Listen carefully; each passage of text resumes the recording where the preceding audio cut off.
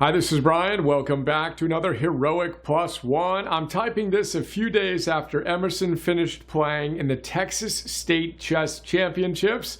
It was his second year playing in the state championships. The first year, he played in the JV division a few months after starting to play. It was his second official tournament. He went 7-0 and won the whole thing. Awesome. Proud dad. This year, he moved up to the elementary championship division where he played against the best 5th and 6th graders in the state. Now, we homeschool him, but he'd be in the 5th grade. He started in the 5th spot and ended tied for second, going 3-0-3 with 3 wins, 0 losses, and 3 draws. He and the awesome kid who won were the only ones to go undefeated. Now, the weekend was awesome. Emerson is incredible. I'm proud of him, and I'm excited for him and his chess and life future and all that. But I'm fascinated by a number of things, and I'm still wrapping my philosophical brain around the art and science of motivation and ambition and achievement as it relates to life in general and to his chess performance over the last 18 months and the next 51 months, etc. in particular. For example, I went back and looked at last year's state championship. It was exactly a year ago. Again, he finished in first place, and I looked up the girl who finished in second place. She was great. I remember him barely beating her, and she beat everyone else she played but him. Now, she started at a much higher rating than him before the tournament. She started with a U.S. chess rating of 778. Well, he started with a U.S. chess rating of 635. After the tournament, she had a rating that was a point higher than him, 944 versus his at 943. Now, I was curious to see how each of them did year to year, and it blew me away to see the difference.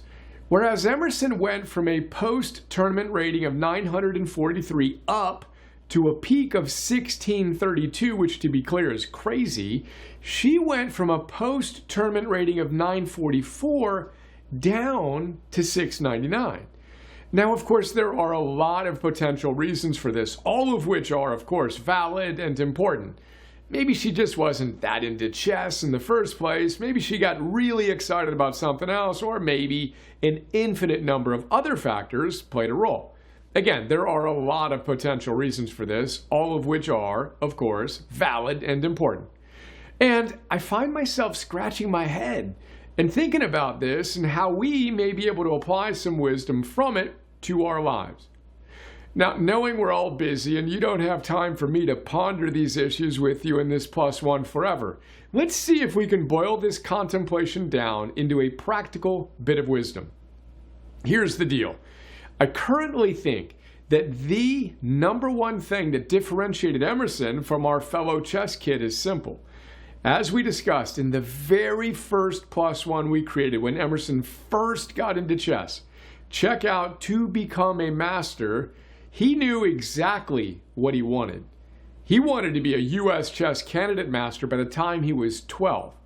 Now, a U.S. chess candidate master has a U.S. chess rating of 2,000. Again, he's now at 1632 or whatever at the peak. Now, that's an ambitious, heroic target set. With the support of me and his mom and his coach, he got to work. His talent times effort produced skill. His skill times more effort produced achievement. And he still has a lot more work to do. But again, I find this whole thing philosophically fascinating. All of which brings us to you and your kids.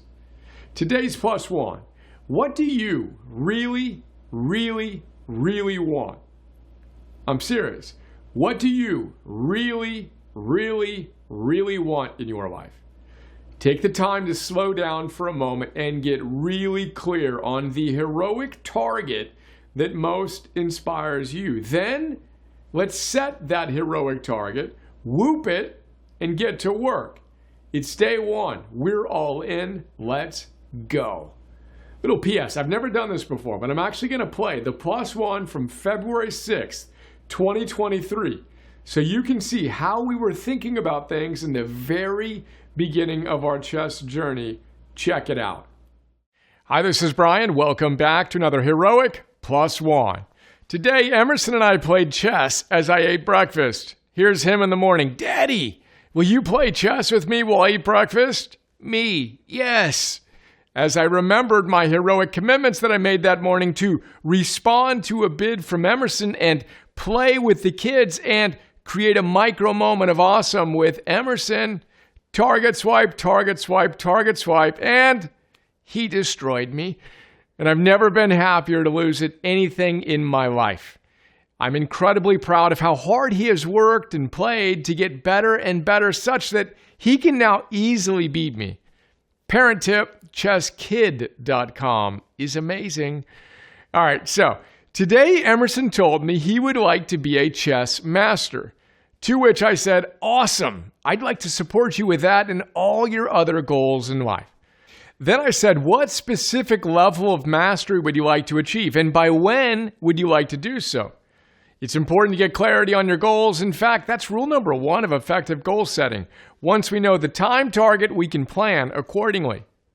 Know this, specificity is the number one thing Heidi Halvorson says successful people do differently in the most popular blog post in the Harvard Business Review's history, called 9 Things Successful People Do Differently. Check out a link to that and check out our notes on her great book, Succeed, as well.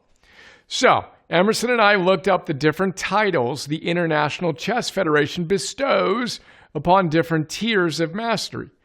Emerson decided that he would like to be what's known as a national expert or candidate master by the time he's 12. He's now 10. Perfect! Now we have our wish.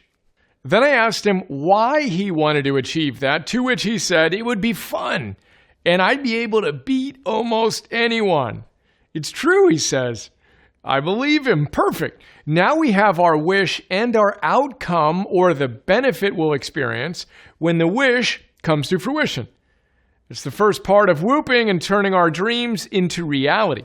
I dare say Gabriel Oettingen would approve. See our notes on rethinking positive thinking. Now, we'll need to run that wish and outcome up against reality and see what obstacles will arise and what plans will need to be put in place to see what price he will need to pay and whether or not he wants to pay that price and if his goal is doable, etc.